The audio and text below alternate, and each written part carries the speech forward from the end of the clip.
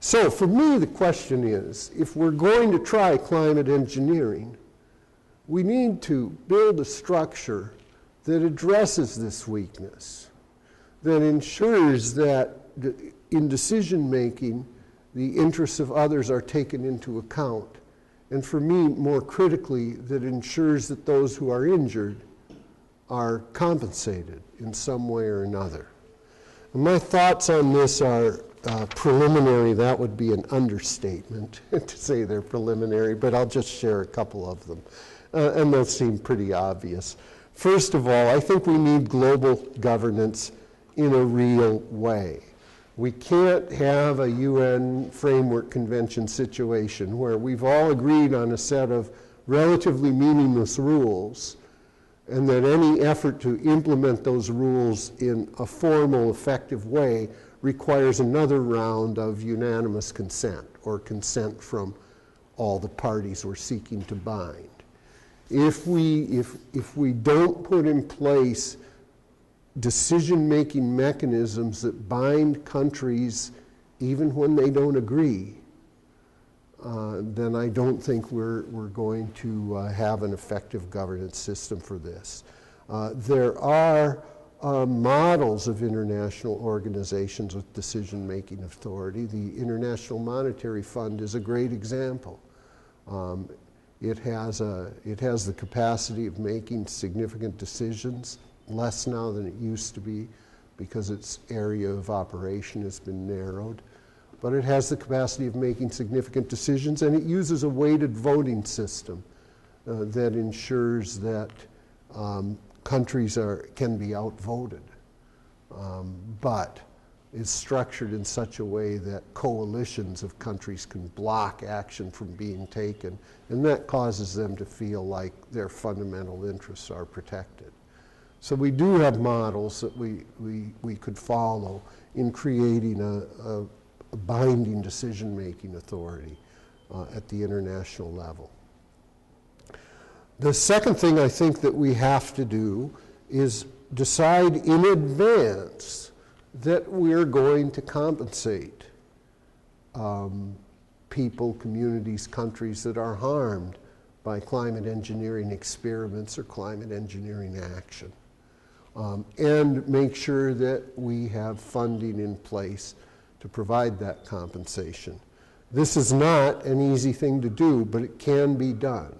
In the areas of oil pollution and nuclear damage, there are international agreements that require the operators to buy insurance up to a certain amount to ensure that there's financial monies available in the event of a nuclear accident or an oil spill, and then provide for governments to top it up to meet the damage. These treaties also determine what kind of damage is compensable, and that's something that will need to be done.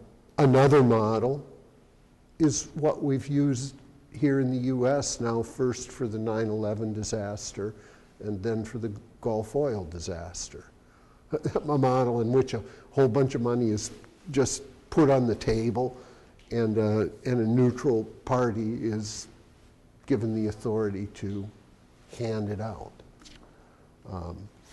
Under the first model, the party that would hand it out would be domestic courts. That might work because in most nations of the world, the governments are obliged to follow what the courts say. So if you left it to the domestic courts to decide what damages were compensable, then the governments would be pretty likely to follow that. More likely than they would be to follow an international court's decree, frankly. So we need that liability and compensation system. So that's where my research is going on this, the things I'm thinking about. I think this is likely to be a very important problem within the decade. So, what about Phaeton's chariot? Perhaps there's reason to hope. I've got to tell you, So Ovid told a gloomy story about Phaeton, but that was not the last word. In Ayn Rand's 1957 novel, Atlas Shrugged, if any of you are familiar with this novel, one of the transcendent and unappreciated geniuses who abandoned the world and went to live in the utopia of geniuses was a composer named Richard Halley, who wrote one great work. And the title of his work was Phaeton. And as maybe you can guess, in Halley's opera, man triumphs. Phaeton reined in the chariot and rode it successfully across the sky. I think it's close to inevitable that we are going to fly Phaeton's chariot. We have to hope that Rand's optimistic and utopian modern mythology turns out to be more prophetic than Ovid's kind of gloomy and fatalistic ancient vision. Thank you.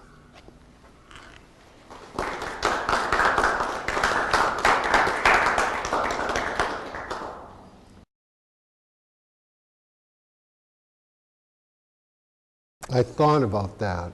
I wrote it like 3 or 4 different ways. Then I abandoned it altogether and used my Ayn Rand versus Ovid.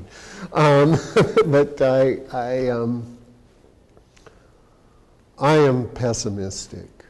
Today, I'm pessimistic. We continue to fail to treat the problem seriously as a society. Individuals treat it seriously, but as a society, we continue to fail to treat the problem seriously. And I'm not a scientist, but if the scientists are to be believed, and I do read a lot of it, and the opinion seems fairly overwhelming, if the scientists are to be believed, we're very darn close to the point of no return. To the point at which we're not going to be able to stop rapid warming and climate change by reducing greenhouse gas emissions. The concentrations are going to be high enough, and it's going to take centuries for them to reduce, that we're not going to be able to reverse the process, except by some form of climate engineering. But you know, I'm just one guy reading what a bunch of other people write, so, you know.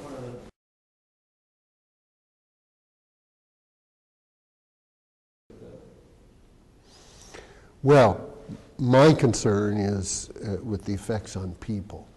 But I think any governance system you put in place is going to have to pay attention to the effects on biodiversity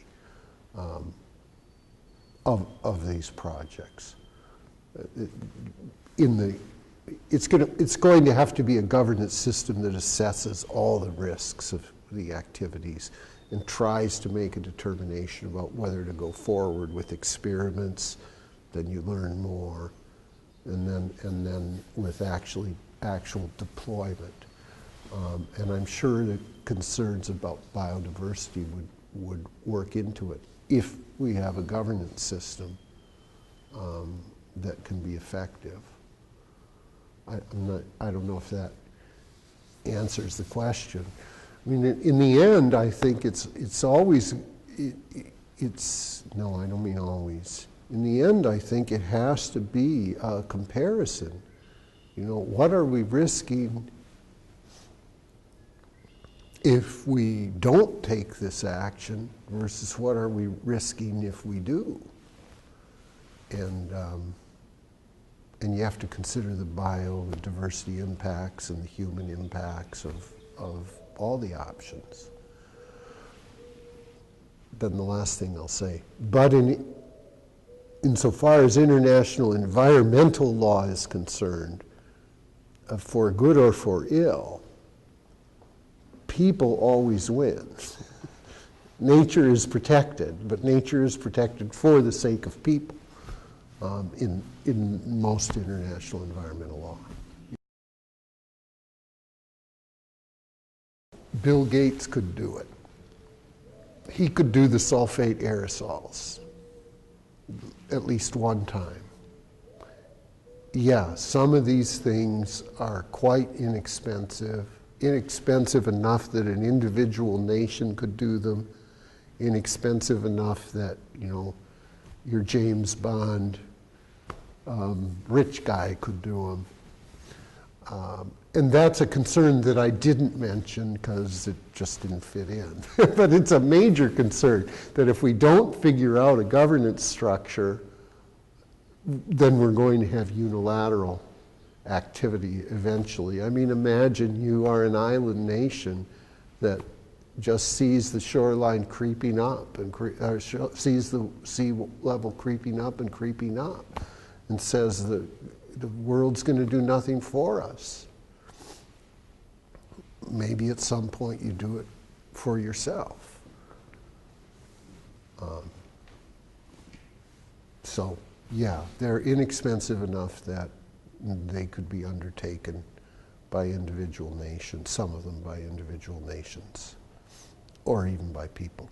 Some of them, like the mirrors in space, never. That's hugely expensive and too technical, but flying a plane up into the atmosphere and spraying sulfate aerosols around, not so bad, expensive.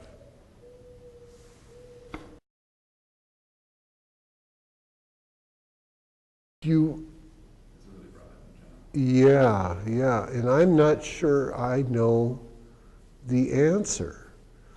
I think I understand your question. And I think I've thought about it, you know, how do I convince people to think of, how do I explain these issues to people, convince them to think about them seriously and carry on a dialogue with them. And in my personal life, I taught a freshman seminar, you know, the 1-credit things on climate change. And at the end of it, I asked them how many of them were worried about it. And it was so disappointing. You know, I spent 14 weeks with these students, and 2/3 of them said, oh, it'll take care of itself. So I have absolutely no answer to the question. I don't even know how to motivate or explain to college students, even to my own family.